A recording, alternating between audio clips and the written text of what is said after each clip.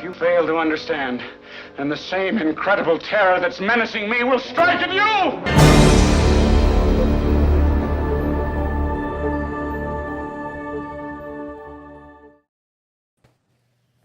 Hey everybody, hey, hello, and welcome to, what did I call this? A happy hour film talk.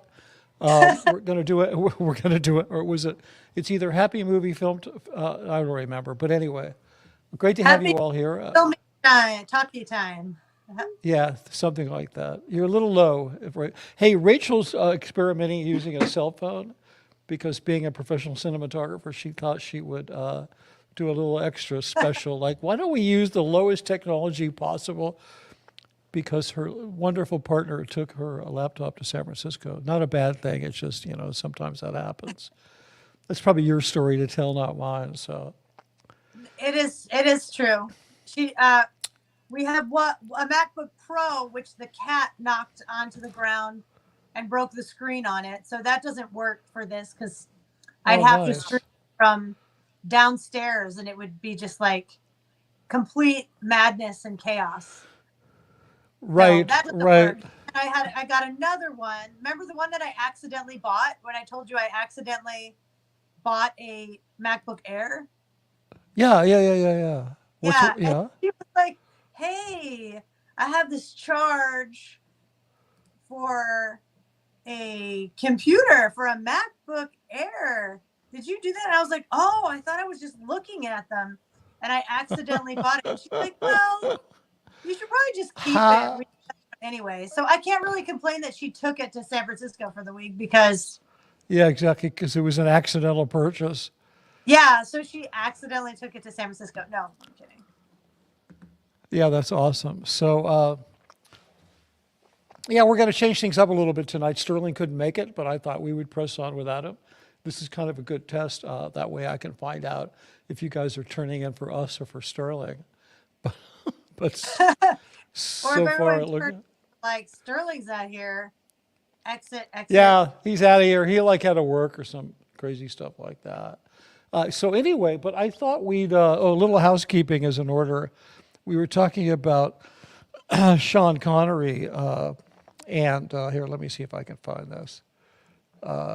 We were talking about Sean Connery and how much we like Sean Connery, and then a couple of our viewers reminded me that Sean Connery had made this wonderful film called Zardoz, in which he wore this costume. So really appreciate a few of you who sent this in. I really appreciate it. It's quite an interesting film. And yes, so Sean Connery was not always playing James Bond. So yeah, that was a little bit of housekeeping I wanted to do. Oh, and somebody corrected me. I got the Sergio Leone trilogy wrong. I was just so embarrassed, but I have to admit it when I'm wrong. I said a fistful of dollars, a few dollars more, and then I said hang 'em high. But actually, the third one was The Good, the Bad, and the Ugly. So I think I shouldn't stream after 8 o'clock because my brain just starts to shut down. So and we're going to do, and Rachel she's got a hard out at 9 o'clock PST, so we're going to keep this a little short. But I just want to say I really appreciate you all joining us, all 12 of you so far. There was 13, but I guess the person, they came to see Sterling and it just blew the hell out of here. But anyway, we'll do fine. We have a big replay crew, so I don't really care about that. So a couple of exciting things that have happened this week. I released my book, and I got to just remove that thing. Hold on one second. And that went pretty well, except the Kindle file was corrupted, so I had a little bit of problems there.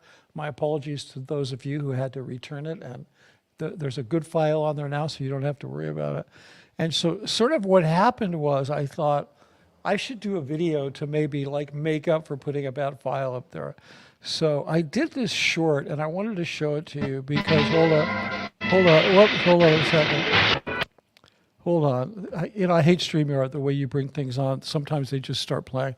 I did this short, and I sort of took the classic scene from Bride of Frankenstein, where the bride wakes up, where she comes to life, and it's a 4-minute sequence. I cut it down to 40 seconds, and I usually don't like sort of mashing film up, but I thought, what the heck, it's appropriate.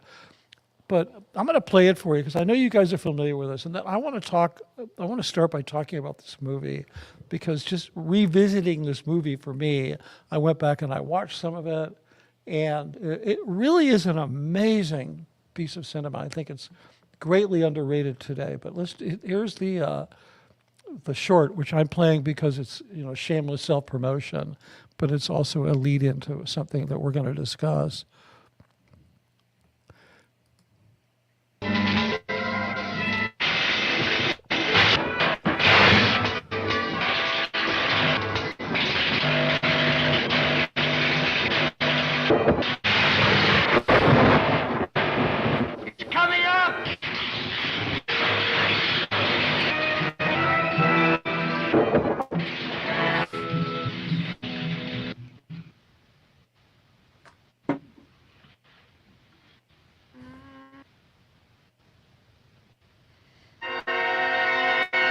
She's alive!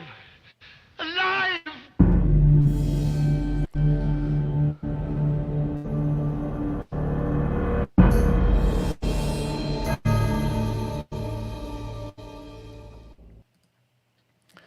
Okay, so seeing this little clip kind of put me back in touch with the movie. Rachel, have you seen Bride of Frankenstein? Yeah, it's been a minute, but you're never gonna believe what happened. Right now, or when you saw it? What? Right now. Oh, we've lost. What? I lost you temporarily. You lost me? Yeah, you blinked out for a second. Oh, I'm still here. Yeah, I can see that. And so is one of the dogs. Yeah. Oh, that's Koa. Yeah. Oh, cool. Yeah. So anyway, yeah, okay, cool. This is really good to know. I have Peggy seen P it. says, Yeah. yeah, tell you got to me. go. No, I was just going to read a comment from Peggy P. She said she's not here for Sterling. Now, do you have to do something? What's happening? Me? Yeah, you're good? You're cool? Oh no, I'm good. No, I said I haven't seen Bride of Frankenstein in a long time. How old were But you when you saw it? oh gosh, Like a I think high kid? school. High school. Yeah. Yeah, it reminded me, people ask me if I like horror films, and I always say that I'm not like a horror film fan. And then I remembered these films. I remembered, Frankenstein, Bride of Frankenstein, The Wolfman, the original Dracula, the Creature from the Black Lagoon, the great Universal films, and then the films from, what do you call it, the British, not Rank, what was the other organization? The British organization that did all of the vampire films with Christopher Lee. And I remembered when I was a kid, I was really a horror fan. And I sort of grew out of it. Like, I think the last great horror film I saw was like Alien. So, it's like they just don't make films like that anymore. But the interesting thing, I wanted to talk a little bit about Bride of Frankenstein because, well, let's back up. Have you ever read the novel, Rachel? No, I never read the novel. I'm gonna let Koa in. Okay. Mad that Yeah, he okay, wasn't. go ahead. Oh, that's horrible. So anyway, I'll share this with you. The book was written by Mary Shelley, and a lot of us read it in high school because it's a really classic book. But the thing that they don't tell you about the book is that it was written when Mary Shelley was 19. She was smoking a lot of opium. She was in a open sexual relationship with, what was his name? Lord Byron, who himself was bisexual. And there was this they were part of this subculture that practiced free love. And Mary Shelley ran away when she was 19. She ran away with a married man, smoked a lot of opium, and then wrote this book. And this book has a lot to do with gender roles in society and gender identity in the only way that you could express it back then, right?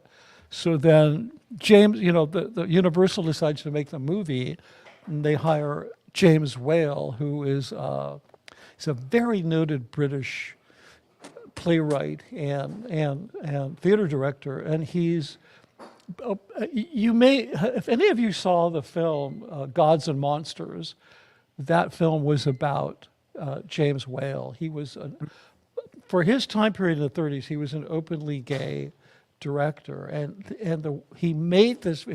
Originally he didn't want to do a remake. He didn't want to do like the Frankenstein 2. He'd already done Frankenstein, but sort of what he did with this. I mean, the film is kind of loved for its camp and stuff like that. But I started watching it again, and I was amazed at the amount of symbolism that he managed to sneak past the censors. Because if you think about the story, like what the story represents to me, and Rachel, I'd love to get your take on this.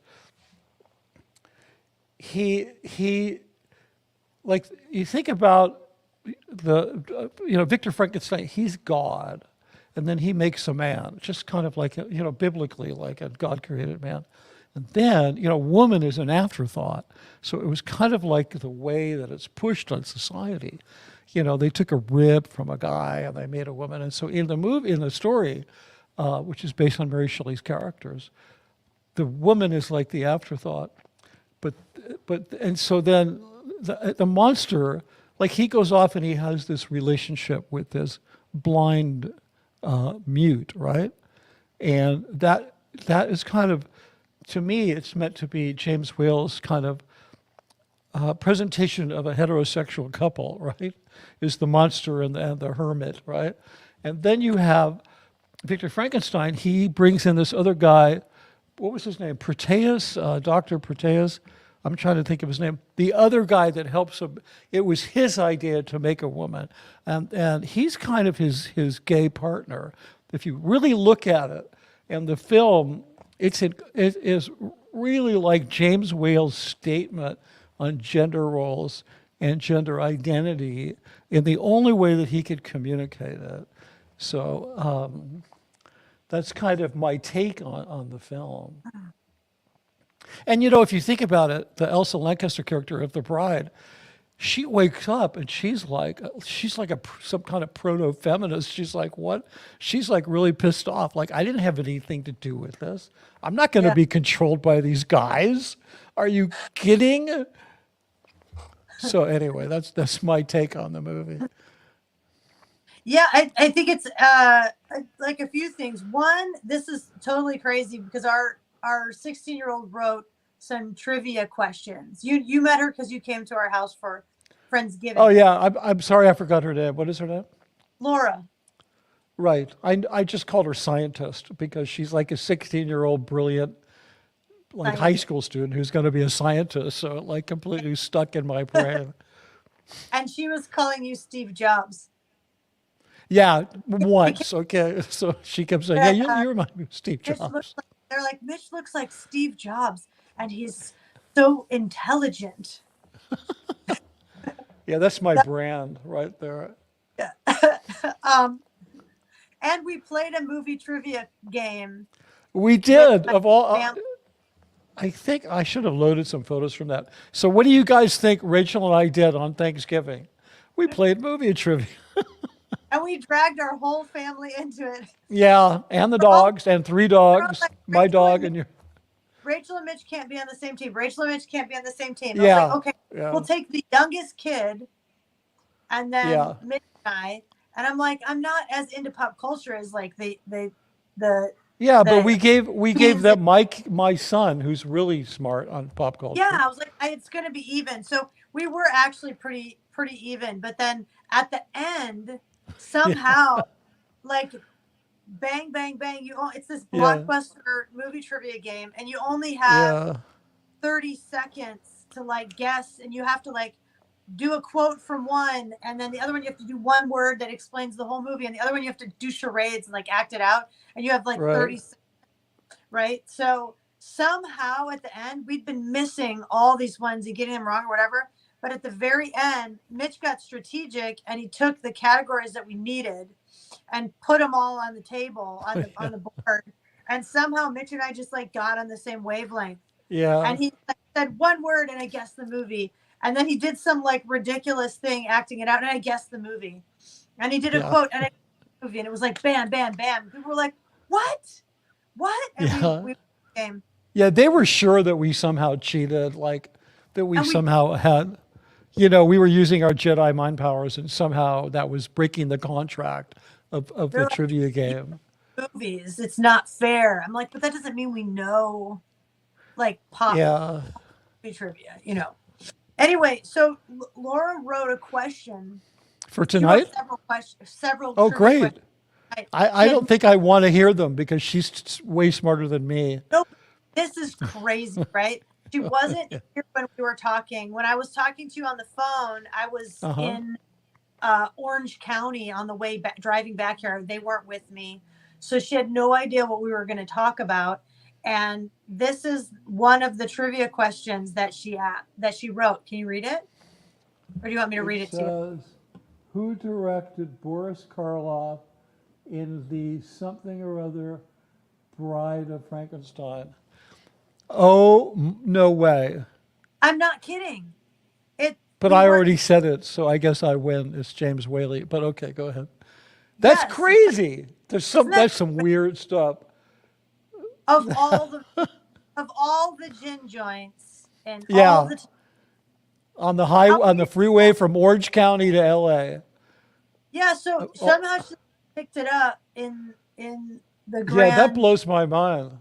Because I've been actually thinking about it and watching some of the movie, and I've actually been researching it for the whole day.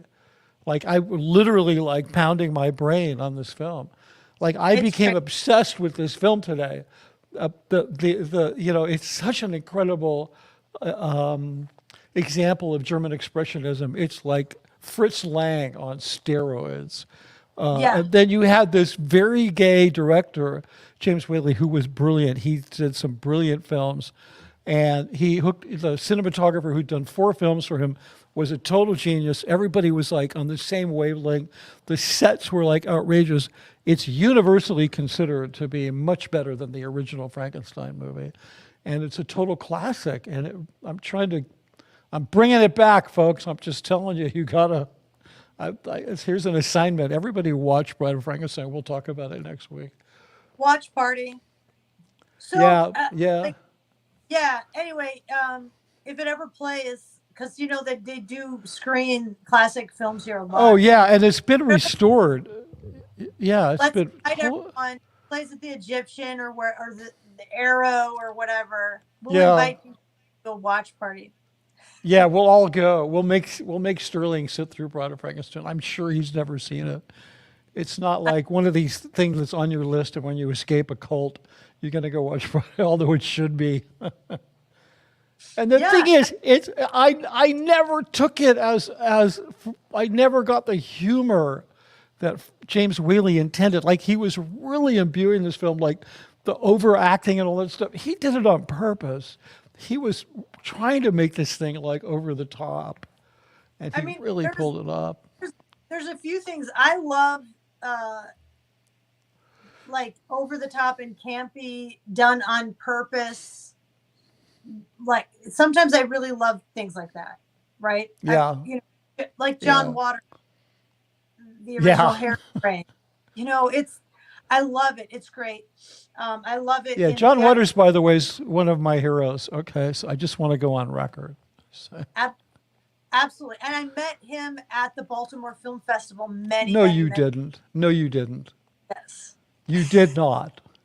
I did. Okay. Yeah. Damn. I shot some festival. You should go.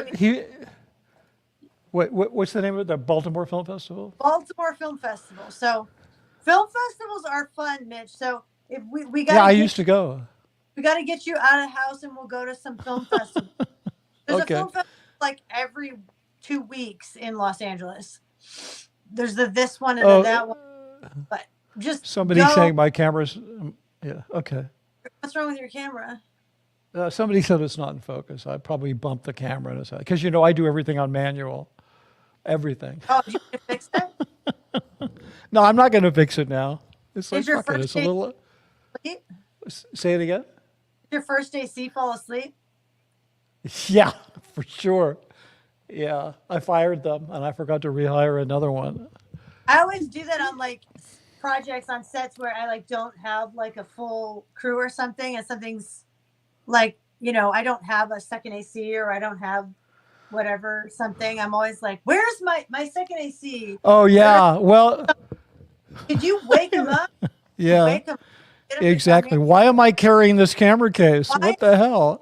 why am I out here slating my own shot? Where's my? Yeah. Well, on many shoots, when there wasn't too many talent, gold was too cheap to get a motorhome often. And so they would have the talent literally dress in the back of the grip truck. And it would embarrass me to no end. I thought it was so I yeah. had to get dressed in that grip truck. You what? I had to get changed in that grip truck. Yeah, it's a big grip. I mean, it's a big space. It's like, but still, it's weird. it's a grip truck. I was trying to get myself on any of your shoots, and I think it was one of your shoots, because it was the whole main unit, the box truck, Right. was there from Gold, and they're like, "Oh, you can come, be on the shoot and like shadow us, but you have to act in it. Like that's how we're getting okay for you to come." So I was like a hippie or something. You were an extra. I was an extra, but I was like a hippie, and I had this like flowery skirt and like a headband and this flowy shirt, and then I was just out there like following Mitch around, like being like, "Oh, nice. why are you doing that? Why are you doing this? Why did you come to my set dressed like a hippie girl? What the hell?" They told but me so I to work with Mitch, I had to dress like a hippie, and then I could also have the honor of moving some gear around. Honestly, yeah, watch. yeah. Well, it was a nice break, because we weren't.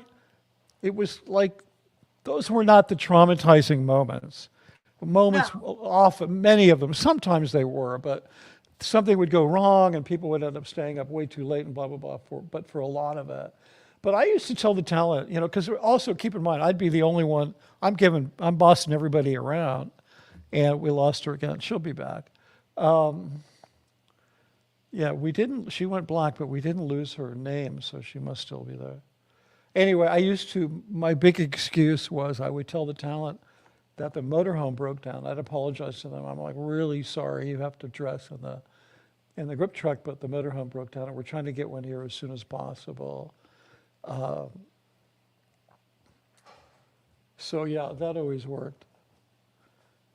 Hello, Ray. Her name is still up. She hasn't disappeared. Her screen, she's still in the stream. I don't know. Can you hear me, Rachel? Oh, I'm seeing something. Do you hear me now? Yeah, you're back. That Am was I back? That was an amazing entrance. I have to just tell you. Oh shoot! That was the best. You can't hear me. Yeah, I can. I can totally hear you. I can't hear you. What? I should be fine.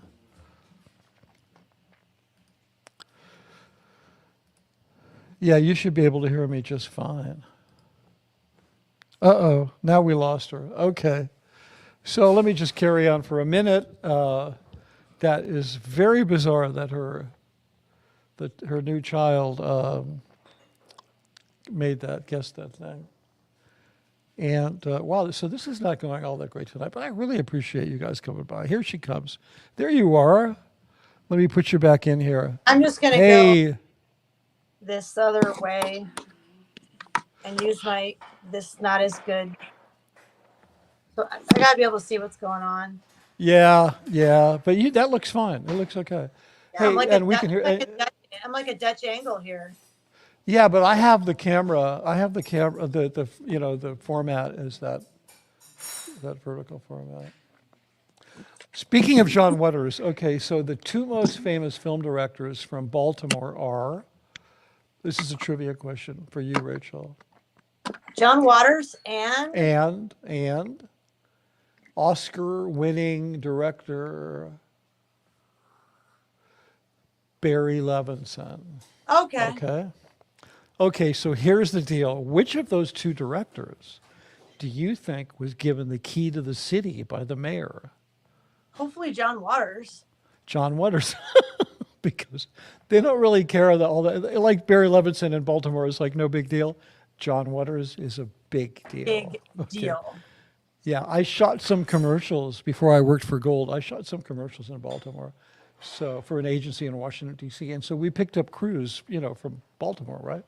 And these crews, most of the people on the crew had worked with John Waters, and his crew, they universally love him, and they kept saying, Mitch, because this is a long time ago, if you just had a pencil mustache, you would look like John Waters. That's You it, should do it. You should do it. Yeah, I should. I should shave this down and put a little. Halloween. Yeah, I could do it. I just have to lose some weight. Like a gray suit. Yeah, with a tie. Got to go with a gray suit tie, maybe a bow tie. I don't think I could emulate his sense of humor because he's, yeah. So what's your favorite movie? You don't have to emulate that for Halloween. Like No, I can. You just have to do the look part. Yeah, that's true. That's true. So do you have a favorite line from a John Waters film? I don't know. Like a specific line doesn't come to mind. I think for me, it's the general, like, it's not, I mean, the dialogue is part of it, but it's the characters and their costumes and the campiness of it all. Yeah, it's the general everything. It's the everything. It's the mise en scène. Yeah, it is. Yeah, it is the though, milieu. right? It is. It's that. It's the milieu. It's the atmosphere. I think I'm trying to think. There was one line, I think it was from Girl Trouble, that was like, people look sexier when they're under arrest. I can't remember if it's under arrest or in handcuffs. Right. Yeah. And then my other one is, I think it's also Girl Trouble. There was this terrible couple, this really mean couple that lived in a trailer. And their job in life was they supplied babies to lesbian couples. That was their thing, right? And there was a great line associated with that, like, what do you do? So I love that. Anyway, I know. So great. John Waters.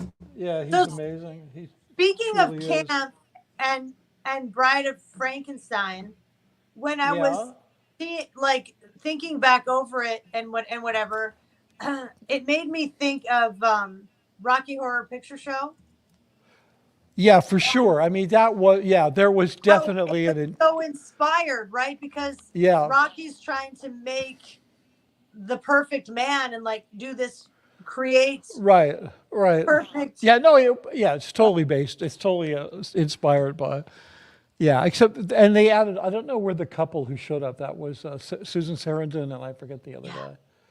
Famous actor, a guy who never really.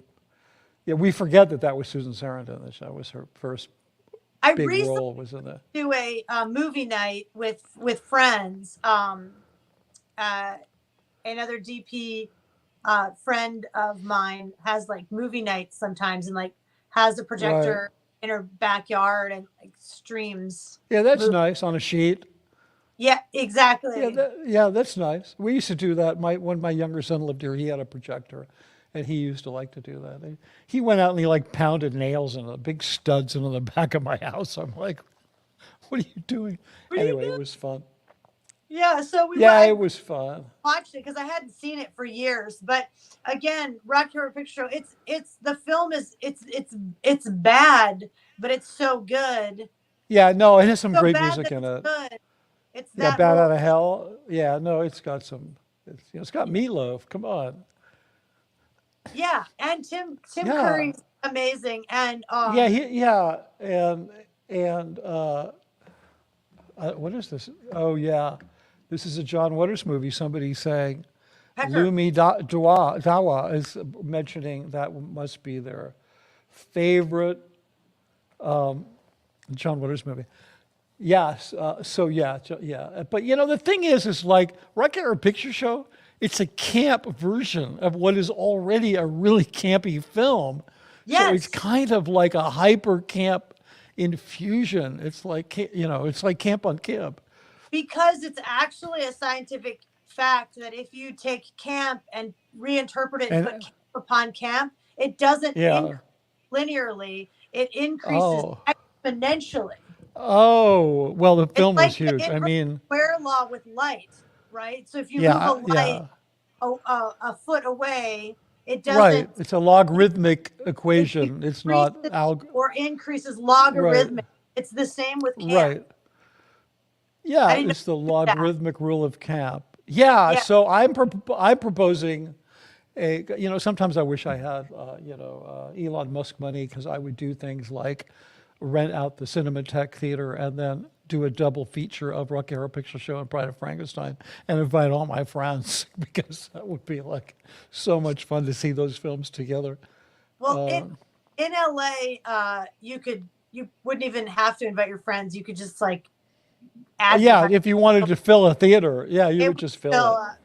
Because Rocky Horror Picture Yeah. Show, so Michelle had never seen Rocky Horror Picture Show, and until we saw it at our friends a couple Uh-huh. months ago, and I was like, you really haven't seen it still because Rocky Horror Picture Show is an experience where you go see it in a Yeah. theater where people are Yeah. dressed up and they're squirting water guns and they're throwing toast and Yeah, and they're saying the lines in unison. They're saying them out loud with the actors. then they say lines that go with the lines, and then there's people with Right. And they rubber sing. rubber replicas Yeah. of body parts that we probably shouldn't mention on Yeah. YouTube, Waving him around. Yeah. waving them around. I remember the first time I went, I was in Nashville in film school, and my film school buddies took me, and it was in this old theater, and they were like, "Oh, you're a virgin."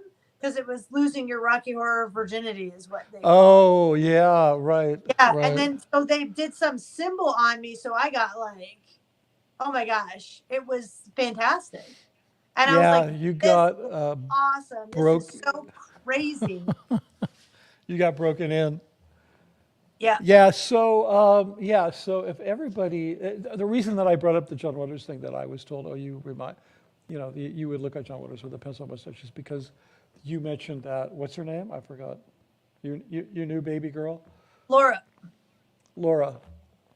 I will remember that. That's such a beautiful name. And, yeah, because Laura made the Steve Jobs reference, and then it just reminded me. And then you were talking about John Waters. So anyway, there you go. But I'm really jealous because I really have a tremendous amount of respect for him. Because when I was younger, when I was in my late teens and in college, we would go to these midnight movies. Now that they're kind of legendary. You can go buy books called Midnight Movies. But there were small art house theaters in L.A. that there was one on Western. It's not there anymore. I think it's a 99-cent store or something stupid, or maybe a Sephora, because we need more Sephoras in L.A. But they would do these like midnight movies where at midnight they'd show Freaks and Night of the Living Dead. I mean, this was even before Rocky Picture Show was made. This was like back in the days when Ken Kesey, which literally I was 15 years old and I went to a midnight movie, and Ken Kesey was there with a punch bowl of laced with LSD. Fortunately, I didn't drink any because I wasn't not in any position to be dropping acid at 15 years old. But that was crazy. I mean, that's kind of what spawned that was the inspiration for Rocky Horror Picture Show, because there was such an interest in sort of admiring films for their campiness that it inspired those guys to make a film out, literally to be a midnight film. So that was my little speech there on that. And we talked about the theater that Quentin Tarantino bought, right? Yeah, you mentioned it, but he bought the one across the street from S&P. Vista, yeah. So Vista, which is catty corner from. Yeah, and I'm sure.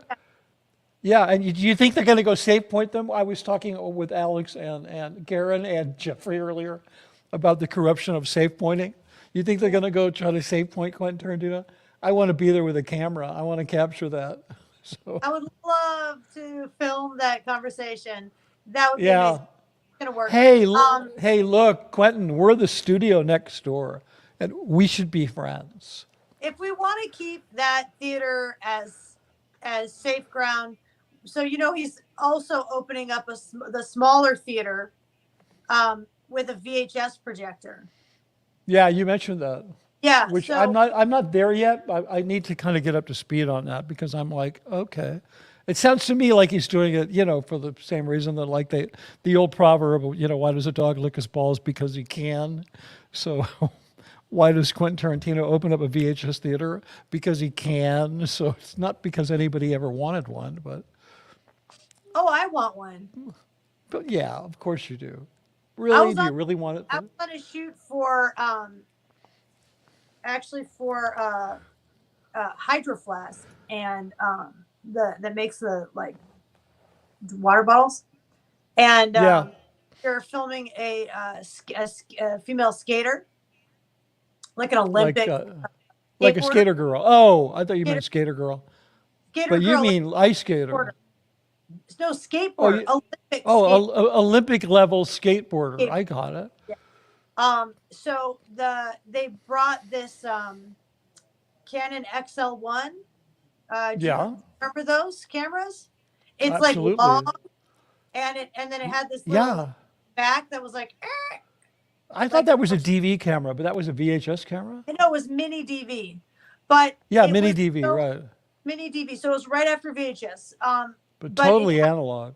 and I used to shoot with it like when I was a kid. Like I Yeah. was like, and I was like, I could make a movie on this camera, and it's only a few $1,000s. It was like it started this whole revolution, right? Like we don't have to Yeah. buy film, or we can make a movie, Right. and it was Right. so exciting. And so to get it back in my hands and to look through it and zoom and shoot with it was awesome. Right. It looked, 10 years after, we were like, ugh, this looks like crap. But now Yeah. visiting it, it looks so cool. It The was it was it even digital? Was it like SVHS? I mean, it's what was the format? full mini digital video. DV. So yeah, Mini, okay. Yeah. But it was so probably like 720 quality. analog, Uh, it's not even 720. It's standard no? depth. It's like Wow. not even like Beta SP, Whoa. probably higher resolution. Like it's not high resolution. Yeah, but it But didn't matter because you literally had a movie camera in your hand. That's what mattered.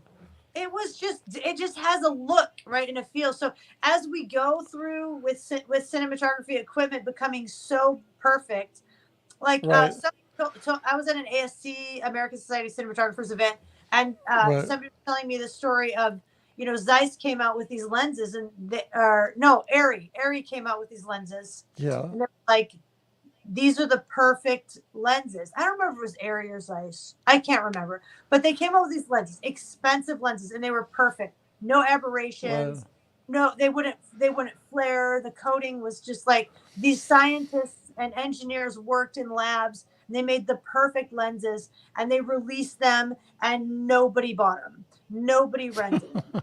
Nobody liked them. And the scientists are like, over there in Germany, they're like, I do not understand what is wrong with these crazy cinematographers. Like Yeah. you know, but and then Yeah. like I don't like them. They look too clinical. Like they were too perfect. So there's something they had to go back and like mess them up. And now you can buy lenses and have like the coatings removed, like uncoated lenses, and a lot of Yeah. times What is that? You hold on. You were to remind me real quick. You just did some work for that company that repackages old lenses. What is the name of that company? You told me about it. was I They don't take old lenses and they repackage them know. into new casings. Yeah, well, Uh, Geo uh, Optics does it. Duclos does it. Like oh, Iron okay. Glass Adapters does it with vintage Russian glass. I wasn't working for them. I did lens tests at Old Fast Glass, which is if you want to be like lens nerdy, go on their Yeah. website. Amazing testing space. So I shot a Well, project vintage Russian film lenses that are rehoused, and they're called Lomo right. Super Speeds, and they look so cool. Like in all the lens tests, we were going like this because we'd be like, look, my eyes are in focus and I'm on the same plane, but my fingers are out of focus. Oh, nice. It just looks What's the name? cool. What's the name of the company? Old Fast Glass is a rental house in Los Angeles where you can Yeah, I'm gonna go check that out. at great expense, rent all these lenses, but they let us come in and do all these tests, and they have this beautiful loft space all set up with lights and background and all this stuff where you can just put all these wacky lenses on. There'll be old stills lenses, 16 millimeter lenses, and Russian lenses. There's some really great old Russian like Soviet. Like pre-Soviet, like really like Soviet, Soviet. Well, they make, that's amazing. I mean, Japanese. it's kind of like, that's German amazing. stuff. We have Zeiss super speeds, which Gold shot with. Gold has a beautiful set. Mm-hmm. We have a set of Zeiss primes, which is like it's the gold standard. The real definition of gold, not the other. Oh, did you see? I'm wearing my jacket tonight. Hey! My gold jacket. I just remember it. It's actually, I'm wearing it because it was the closest jacket I could grab. And it's cold in my house tonight. And I had worn it at your house for Thanksgiving. And I had it hanging on the hook next to my door. So I just grabbed it.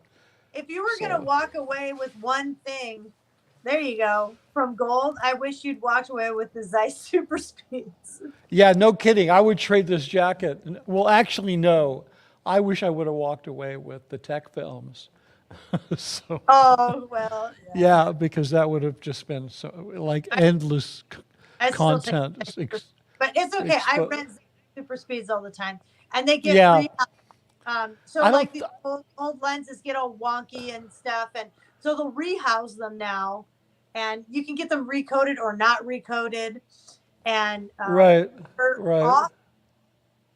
they're beautiful. So I like taking a nice, high definition, 4K, whatever. It's not high def, it's 4K now. 4K or 6K camera. I like to put old film glass on it. And I think it's just better when things are too perfect. I don't love it. Sometimes I do have sharp and non-aberrated and perfect, but it calls for that if the project calls for that. But I love aberration. I guess we had so much work. I'm so aberrated anyway, being so. Yeah, exactly. Yeah, you're seriously aberrated. Yeah, well, yeah, and plus there's always the way that the light interacts with glass in terms of creating beautiful reflections and lens flares. And they have a very organic quality that adds to the look of the film. I mean, even if you look at great painters, guys that could paint perfect light, there's always imperfections. They paint these beautiful imperfections in their lighting. And, you can't have a bunch of, optical scientists looking at a lens, the quality of a lens, judging it on a scope and some meters and so forth, and say, oh yeah, that's a really good lens, because they're not, that's like somebody making paintbrushes and saying, yeah, this is a great paintbrush, but they don't paint. So they wouldn't possibly know that. I hope we're not getting too technical. Somebody made a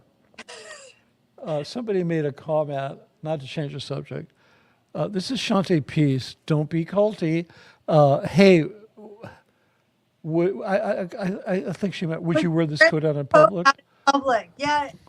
Absolutely. As a matter of fact, in case I'm being surveilled when I take my dog for walks in my neighborhood, if it's cold, I'll wear this jacket, because I think it would be really funny if they're going to get surveilled.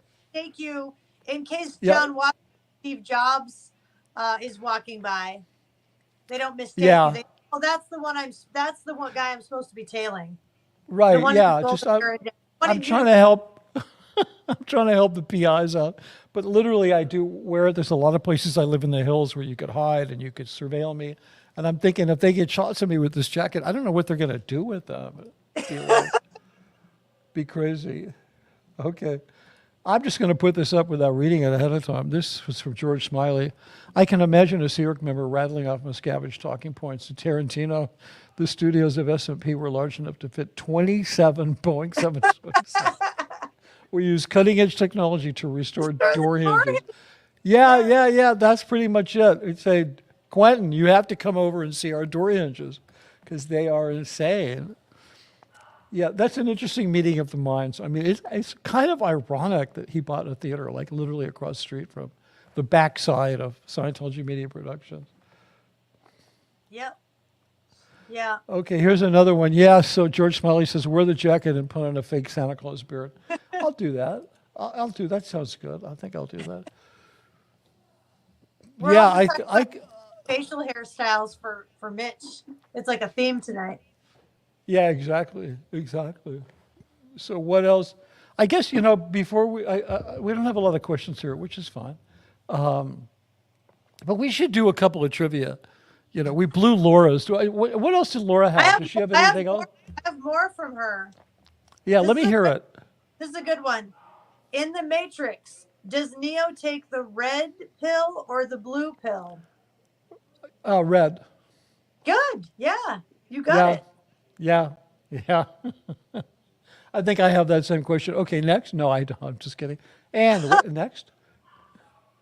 What was the name of Quint's shark hunting boat in Jaws? Oh, that's such a great question. It was something like David Miscavige, right? Because it was a little boat. Remember? So no, what was the name of that boat? It was something like the Santa Maria. Oh no, That's a different movie. Columbus. That was Columbus. I give up. What was it? The Orca. The Orca, right. What was it? 100 men went into the water. And what's his name does that whole, oh my God. But maybe the best monologue in the history of motion pictures. Yep. Okay, good. Do you have another one? Yeah, so from the 9-year-old. Yeah, okay. So her first question was, tell me the complete plot of the full Willy Wonka series of movies. I was like, well, we need to break that down a little bit. So then she was like, what is the name of the people? I could answer that. Who plays the main one in the new Wonka movie with Timothy Chalamet? Oh, who plays the main Oompa Loompa? Yeah. Or Oompa Loompas, the little helpers. Yeah. And who the plays Oompa Loompas. the main Oompa Loompa in this origin story? Well, they'd have to be small. David Miscavige? That's not a short joke, guys. That's not a short joke. I do not body shame. I won't engage in it. I think. Yeah. Danny DeVito. I'm guessing it would have to be a smallish person. But today with the special effects. Movie magic. It's movie magic. They can make anybody small. Taller than it could be like taller than David Miscavige, the actor. Yeah, it could be anybody. It could be It could be a six. Can you give me a hint and tell me one movie they've done? Because it's not multiple choice, so maybe I. Notting Hill. No, really? What's his name? I can't think of his name. Oh my God, that's not Clive Owen. It's the other guy. Yeah, what is his name? Okay, I don't remember his name. So you're just blanking. You know him. I'm just blanking. I totally don't. Hugh Grant. Hugh Grant. What a great casting choice to make Hugh Grant an Oompa Loompa. I mean, he already has that. He's like this feisty, angry little. Yeah, but he's also laid back at this. Yeah, exactly. Okay, this is one for you. I'm just going to throw it up there. Okay. This is Purple Groovy 69. Ray. How old were you when you realized that you wanted to be a photographer? Well, I started really loving theater when I was little. So I started putting on plays at home, and my favorite toy when I was a kid was this little spotlight. And then my mother was, look what I made. Whoa, favorite. Yeah. Mine doesn't work. When I do it, it doesn't work. My software is older than yours. That's awesome. So I had a spotlight, like a little spotlight, and I would turn off all the lights and make people come, like my family, come watch these plays that I would put on. And my mother was a costumer for the ballet and also president of a ballet company. So I grew up at the theater. We were setting up. We would do the Nutcracker every year. We would do Swan Lake and Sleeping Beauty and different ballets. So I was spending a lot of time as a kid just running around at the theater, and I befriended this lighting director named DC Moon, and he was Whoa. yeah, That's like a comic book name. he was like a That's local like LD lighting director, and he was right. grumpy, didn't get along with anybody. But I was this kid that was following him around, asking him about lighting and how he hung everything. So he gave me a bunch of gels, like colored Oh, that's gels. magic for a kid. Are you kidding? Like, don't play with these in the bathtub. I was like, I won't. I'm also not allowed to bring my spotlight in the bathtub. This is weird. Yeah. Yeah. Hey. So I started doing colored. I got colored lights to my lighting design, and then it took off. And then when I got, I always wanted to make movies, but I had to get up to being able to steal my dad's VHS camera. So he had this tripod and a shoulder mount, like it was VHS, and he had then a Beta SP type thing. So he had Laserdisc, Beta SP, VHS, like all of them. He loved getting movies on these different formats. So I would then record these little movies and then edit tape to tape. And I would like do Nice. run title sequences, or I would like go on, like I had a Commodore 64 and I would type out all the title sequences and film it and then hit the button for down Right. to make To, rear right. titles, right? How So, old were you when you were doing this? What? How When I old was- were you when you were doing this? I probably really started that when I was about 9, 10. Nice. Yeah. Yeah. The plays I started, I was like 3. I mean, it was, Right. and then my family was like in shock when, I mean, I made full blown movies. I wrote scripts. I would convince my teachers in high school, oh, instead of me just writing a paper, can I write a script and shoot a whole film? And they're like, okay, fine. And then I'd play it in the class, and they were like, wow, this is great because more people are listening. And my brother has Right. kept a couple of these original movies, but I wrote a script called A Transcendental Saunter, and I wrote the Middle Ages Wow. slightly vocab words, and I had Nice. horse ponies and Elizabethan costumes we'd gotten from the Shakespeare Company. You know, like crazy, like these whole things, right? So yeah, Right. that's what I was doing. And then my family was in total shock when I wanted to go to film school because I was supposed to be a scientist or a politician. Right. Right. And they're like, Yeah. films Very are respected. up. So it was a journey. The answer is you were about 12 when you but it was a journey from the magical idea of performance in theater when you were very small through becoming a filmmaker. That's great. Nobody's asking me, but if you ever want to, I'll tell you. Hey, look, hold on a second. Here's a good question. I got to look this up. Ray, would you read this question out? This is Mitch. Do you have the first sale numbers for your book? Yeah, let me look it up here. I mean, it's kind of doing okay. I only released it on Friday. I've sold 210 books. Okay. Oh, cool. Well, I asked. We're gonna hit 500 pretty quick. You what? I asked Santa for a copy of Oh, Mitch's. okay. So I'm waiting. Well, if I'm on yeah, the that's. as long as OSA doesn't get to weigh in on the naughty and nice list, I think I'm gonna get what I asked. I don't think Jeff Bezos gives one hoot about OSA. I think he's too consumed with that penile-looking rocket ship to really care about OSA. But so it's not horrible. I think I'll hit 500 pretty quickly, and the hardback just went live today. And as soon as things ask is when can you get the hard copy? Yeah, well, the Amazon hardback. Okay, so I actually called it the drool-proof hardback, because do you remember when we were in school, we had these textbooks that have the actual cover laminated, Like they don't have a flap that's laminated. That's the hardbacks that Amazon does, which is like, I don't understand it because it's just so kids can drool on them and like you can wipe it off, but that's what they do.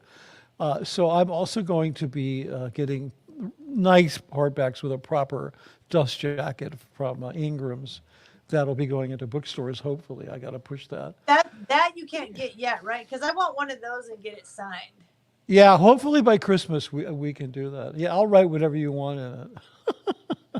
I may write whatever you don't want in it. So anyway, yeah, that'll be cool. And then as soon as things calm down within the next couple of days, I'm going to start recording. What's that? Could you write something in like Aramaic or No.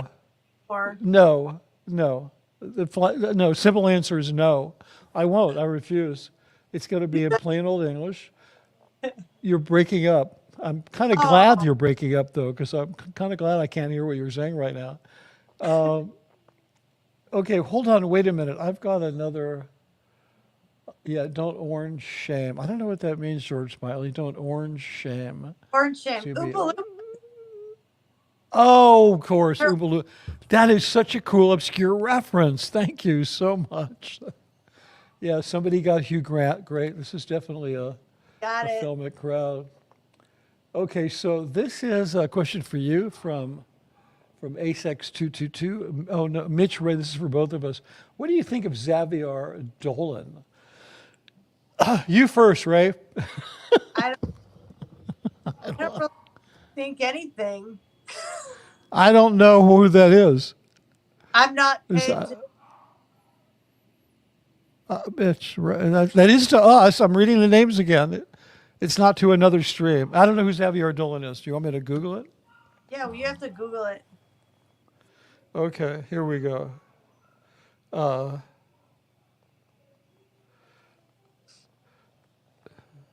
Siri, who's Xavier Dolan? Oh, he's a Canadian filmmaker. Xavier Dolan Tadros is a Canadian filmmaker and actor. He began his career as a child actor in commercials before directing several art house feature films, such as, I'll have to get a little deeper into this to figure it out. But yeah, he's a filmmaker. We're not aware of him, but I'm gonna check him out, ASEX. Thanks for the reference. I'll definitely check that out. We might have homework then. Yeah, unfortunately we do. I think I can do that homework tonight. I always lose track of where these how to close the. Anyway, we'll just go to another one. Okay, George Smiley waiting for Audible. Okay, no problem, George. I'm going to start recording this week, and then it just becomes a matter of how quickly we can produce the. And here's another one. I'm waiting for your audio. Will you be doing the audio? Yeah, I'll be starting the recording sometime this week. Okay, and Cullaby says, I love you nerding out over technical stuff like lenses. Yeah. Okay, so the protocol, just so you guys who've never worked professionally on a film set or even on an amateur set, there's like a protocols for how you handle all equipment. This is like, I didn't learn this at Gold because I was making films before that, but one of the most, and I started out to be a cinematographer, then I'm like, you know, when you're a cinematographer, you can't say, can somebody bring me a coffee? I mean, you can if you have, you know, an ACAM who's, you know, of the mind to do that. But if directors get like, you know, you get extra privileges. And I thought, yeah, I want to do that. But there's things like that I remember, like you have a case full of lenses, right? There's like $250,000 worth of lenses in there. I mean, this is like no nonsense business, right? These things, you cannot drop one of these things. That is the end of your career. Yeah. So the worst thing you could do as an ACAM, an assistant cameraman, is you could go fetch a lens out of a case and not clasp the case, okay? If you do not clasp the case, now there's two clasps on the case. If you're in the case working, you can close one of them. You're allowed to close one of them. If you're done with the case, you need to close them both. Because somebody, if you leave it unclasped, they could pick it up and dump the lenses out. So, right? So there's all these things that you have to learn. And then you're under this incredible pressure. It's like being, a co-pilot in an F-16 that's being chased by a bunch of Chinese communist jets. It's that kind of pressure when you're going. So anyway, all those. First assistant camera or the A-cam, I think is arguably one of the most difficult positions on any film set. It's one of the highest pressure. Absolutely. I appreciate anyone who ACs for me. It's so hard. Yeah, and there's some guys. I mean, I've known. Yeah, it's insane, and the level of tech. Yeah, the level of technical stuff. Yeah, remotely with a little thing. It's remote, wireless to the camera, and they're watching the person go around the set, and they're turning this little knob, and they got a. Yeah, they did a walkthrough, so they got to make marks on their little focus wheel, and that's it. They got to go, and all of the pressure is on them. It's absolutely in it. And I've known, a lot of ACAMs. That's like a pathway to becoming a director of photography. You sort of come up this ladder is where you start, and then I've known some ACAMs. It's like, no, I just want to be an ACAM, and they're so good at it, and they don't really want to be directors of photography. They want to be an ACAM. It's a super important job. It's like. You cannot make a good looking, like any big film out there that you watch could not have been made without those. There's definitely these key crafts positions that I think go underappreciated on film crews. And they'll get your coffee if you really need it. So the protocol now is that you if you're an AC or if it's a bigger crew, a second AC or a utility or whatever, right. They can't step away. Like they don't have time to go get you snacks. So if you have a more full camera department, somebody's in charge of like getting the snacks, or if there's like a hot snack that comes, because we always have food on set, Crafty or craft services. Right. So we always are being fed all the time. But if you're the DP or a camera operator or even first AC, usually can't get away. So maybe your utility or your second AC or someone in there, or your second or whatever, like if you've got a full crew, they have to go bring snacks and know what snacks people like. But the protocol is that as the department heads really should be like somebody up in one of those positions should buy everybody coffee.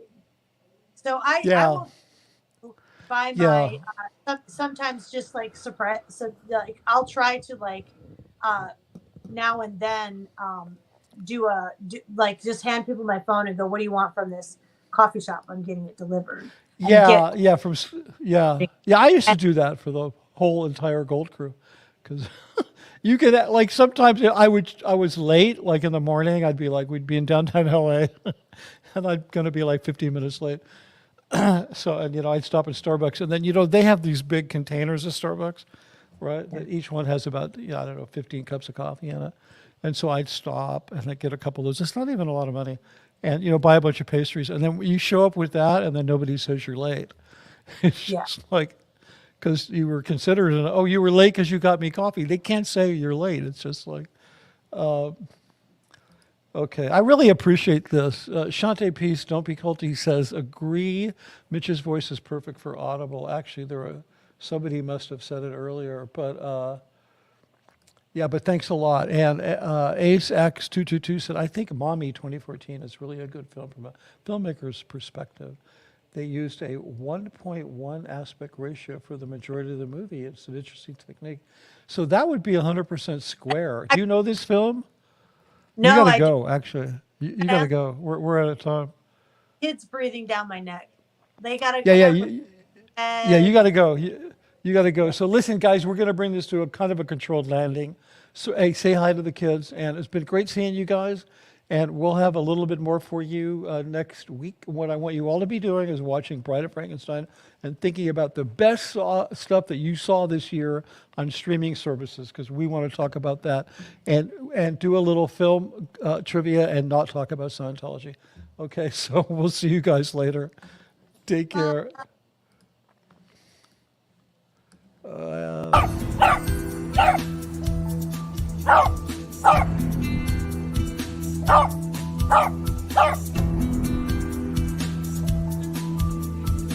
Ah!